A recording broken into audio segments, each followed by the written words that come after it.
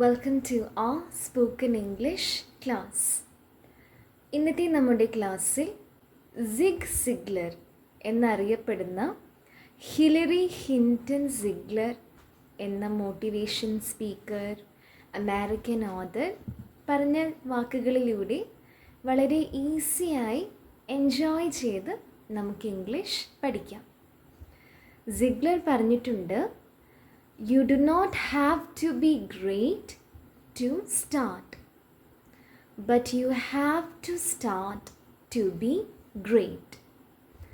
നമ്മൾ വലിയൊരു ആളാകണം എന്നില്ല എന്തെങ്കിലും തുടങ്ങാൻ. നമ്മളൊന്ന് മനസ്സ് വെച്ചാൽ ആർക്കാണെങ്കിലും എന്തും തുടങ്ങുവാൻ സാധിക്കും. പക്ഷേ വലിയൊരാളാകണമെങ്കിൽ നമ്മൾ തുടങ്ങിയേ പറ്റൂ എന്നർത്ഥമാണ് ഈ വാക്കുകളിലൂടെ അദ്ദേഹം പറയുന്നത്. അദ്ദേഹം ഒരു സാധാരണ കുടുംബത്തിൽ ജനിച്ച ഒരു വ്യക്തിയായിരുന്നു. 6 വയസ്സായ സമയത്ത് സിഗ്ലറിൻ്റെ അച്ഛനും അനിയത്തിയും മരിച്ചുപോയി. പിന്നെ ആ കുടുംബത്തെ നോക്കിയത് സിഗ്ലറിൻ്റെ അമ്മയായിരുന്നു.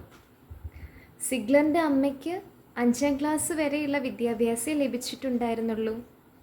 പക്ഷേ അദ്ദേഹം പറയുന്നത്, ജീവിതം എന്ന സർവകലാശാലയിൽ ഫസ്റ്റ് റാങ്കോട് കൂടെയാണ് എൻ്റെ അമ്മ പാസ്സായിരിക്കുന്നത് എന്നാണ്. കാരണം അവർക്കെല്ലാം കോൺഫിഡൻസ് കൊടുത്ത് വളർത്തിയത് അവരുടെ അമ്മയാണ്.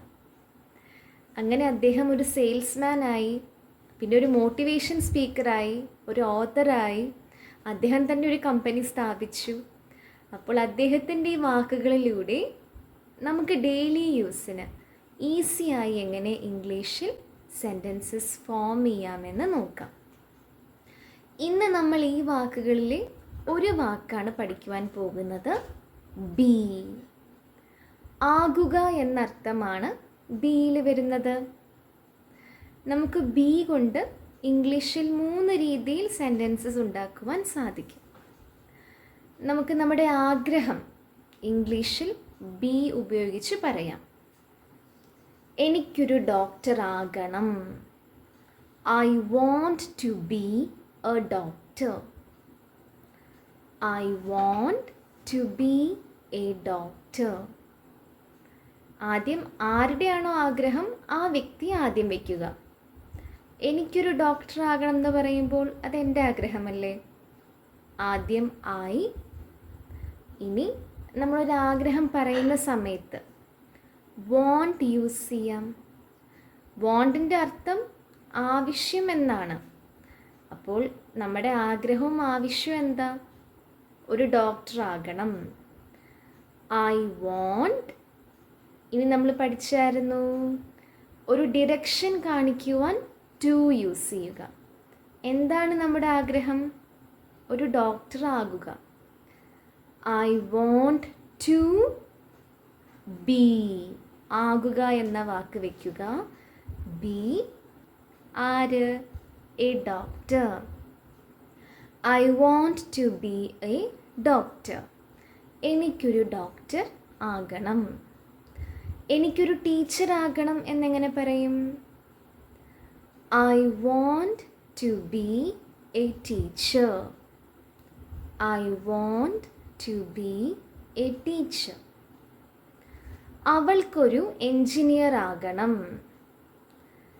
അപ്പോൾ നമ്മൾ വേറൊരു വ്യക്തിയെക്കുറിച്ച് പറയുന്ന സമയത്ത് വോണ്ടിൻ്റെ കൂടെ ഒരു എസ് ചേർക്കുക. She wants to be an engineer.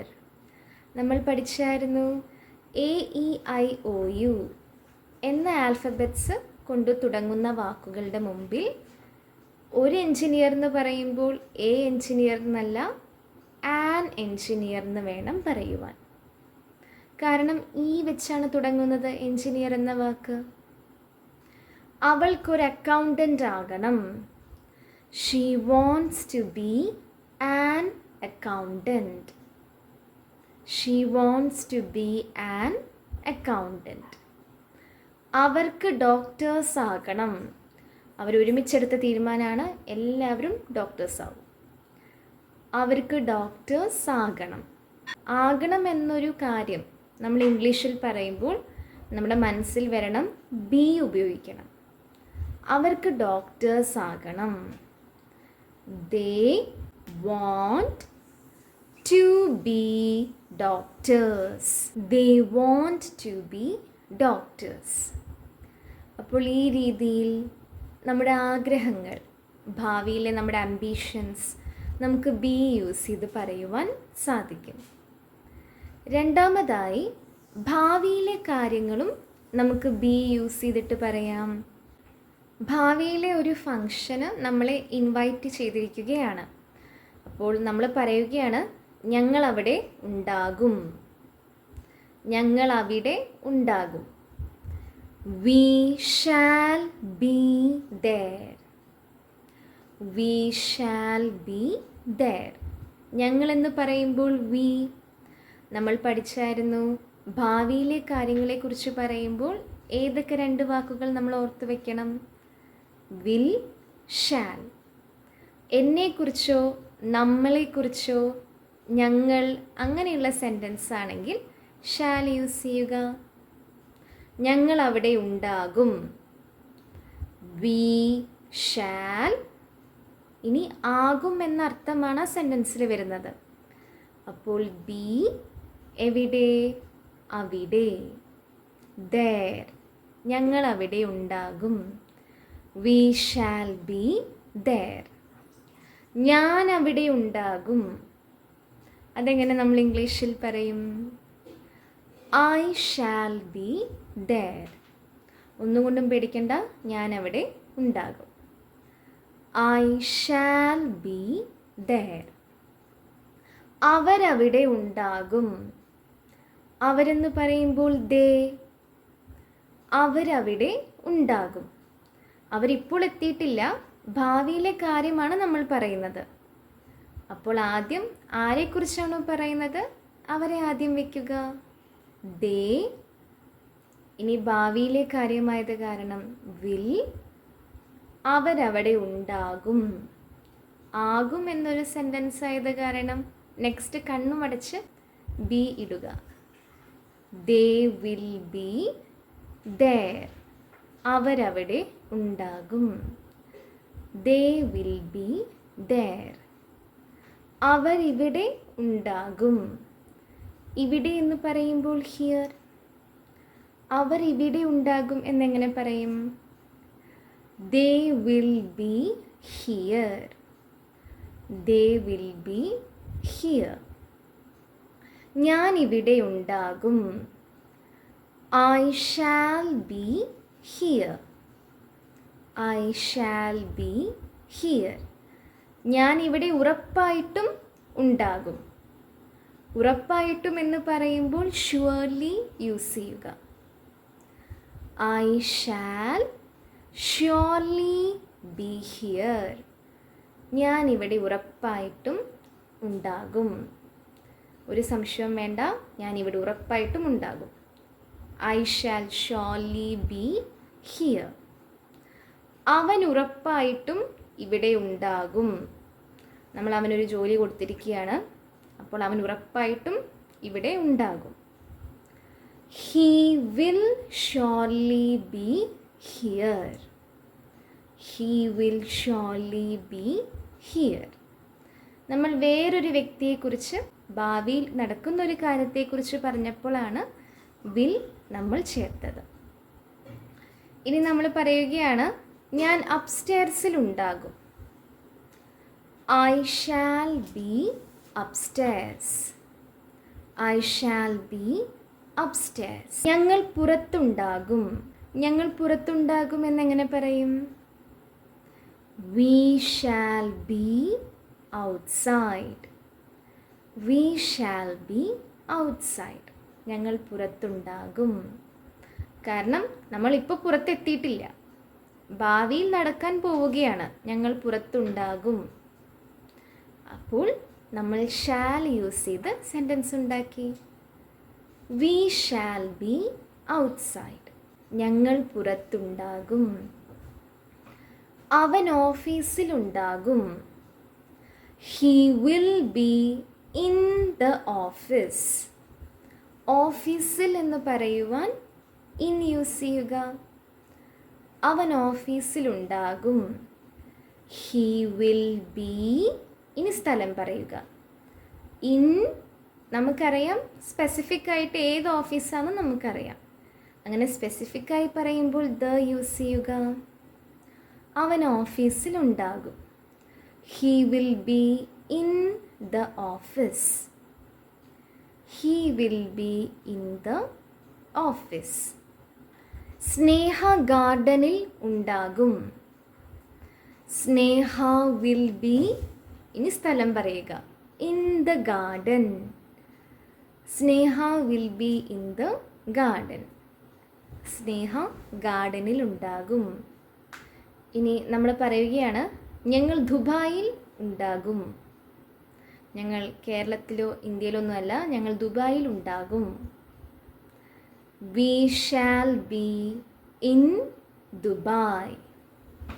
V shall be in Dubai. ഒരു രാജ്യത്തിൻ്റെ പേര് പറയുമ്പോൾ നമ്മൾ രാജ്യത്തിന് മുമ്പായിട്ട് സാധാരണ ദ ചേർക്കേണ്ട ആവശ്യമില്ല. ഞങ്ങൾ ദുബായിൽ ഉണ്ടാകുമെന്നെങ്ങനെ പറയും? We shall be in Dubai. അപ്പോൾ ഈ രീതിയിൽ നമുക്ക് സെൻറ്റൻസസ് ഫോം ചെയ്യുവാൻ സാധിക്കും. ബി യൂസ് ചെയ്ത് നമുക്ക് ഉപദേശങ്ങളും നൽകുവാൻ സാധിക്കും. നമ്മൾ പറയുകയാണ് കോൺഫിഡൻ്റ് ആകൂ.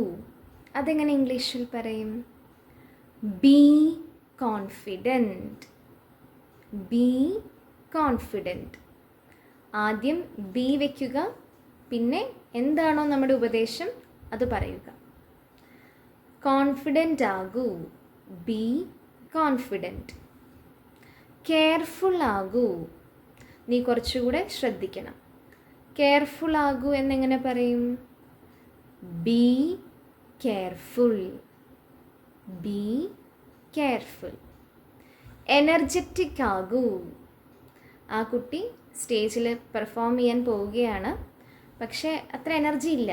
അപ്പോൾ നമ്മൾ അഡ്വൈസ് ചെയ്യുകയാണ്, പ്രോത്സാഹിപ്പിക്കുകയും കൂടിയാണ്. എനർജറ്റിക് ആകൂ. ആദ്യം ബി പറയുക, എന്നിട്ട് നമ്മൾ പ്രോത്സാഹിപ്പിക്കുക. B energetic. എനർജറ്റിക് ആകൂ. ഫോക്കസ്ഡ് ആവൂ. ആ കുട്ടിക്ക് ശ്രദ്ധ അത്രയില്ല, അപ്പോൾ നമ്മൾ പറയുകയാണ് ഫോക്കസ്ഡ് ആവൂ. B focused. B focused. Relaxed ആവൂ എന്നെങ്ങനെ പറയും? B relaxed. B relaxed. അപ്പോൾ ഈ രീതിയിൽ ബി യൂസ് ചെയ്തിട്ട് പ്രോത്സാഹിപ്പിക്കുവാനും നമുക്ക് ഉപദേശങ്ങൾ നൽകുവാൻ സാധിക്കും. സന്തോഷവാനാകൂ അല്ലെങ്കിൽ സന്തോഷവതിയാകൂ. Be happy. അപ്പോൾ ഈ രീതിയിലെല്ലാം ബി യൂസ് ചെയ്ത് നമുക്ക് സെൻറ്റൻസസ് പറയുവാൻ സാധിക്കും. അപ്പോൾ ഇന്നത്തെ ക്ലാസ് നിങ്ങൾക്ക് ഇഷ്ടമായി എന്ന് വിശ്വസിക്കുന്നു. ബി യൂസ് ചെയ്ത് എങ്ങനെ ഡെയിലി യൂസിന് നമുക്ക് സെൻറ്റൻസസ് ഉപയോഗിക്കാം എന്ന് നമ്മളിന്ന് നോക്കിയല്ലോ. കഴിഞ്ഞ ക്ലാസ്സിൽ കമൻറ്റ് ബോക്സിൽ ആൻസേഴ്സ് ഇട്ട എല്ലാവർക്കും അഭിനന്ദനങ്ങൾ. ഇന്നത്തെ ക്ലാസ്സിൽ 3 ക്വസ്റ്റ്യൻസ് ഉണ്ട്. അതെല്ലാവരും ഇംഗ്ലീഷിൽ ട്രാൻസ്ലേറ്റ് ചെയ്യുക. ഫസ്റ്റ് ക്വസ്റ്റ്യൻ, റോഹൻ അവിടെ ഉണ്ടാകും. റോഹൻ അവിടെ ഉണ്ടാകും. സെക്കൻഡ് ക്വസ്റ്റ്യൻ, ഞങ്ങൾ ലേറ്റാകും. ഞങ്ങൾ ലേറ്റാകും. തേർഡ് ക്വസ്റ്റ്യൻ, നമ്മൾ ഉപദേശിക്കുകയാണ്. കോൺഫിഡൻ്റ് ആകൂ. കോൺഫിഡൻ്റ് ആകൂ. അപ്പോൾ ഈ 3 ക്വസ്റ്റ്യൻസും എല്ലാവരും ഇംഗ്ലീഷിലാക്കി കമൻറ്റ് ബോക്സിൽ ഇടുക. നമുക്ക് അടുത്ത ക്ലാസ്സിൽ കാണാം. ക്ലാസ് ഇഷ്ടമായെങ്കിൽ ഉറപ്പായിട്ടും like, comment, share and also subscribe. So see you in the next video. Have a nice day.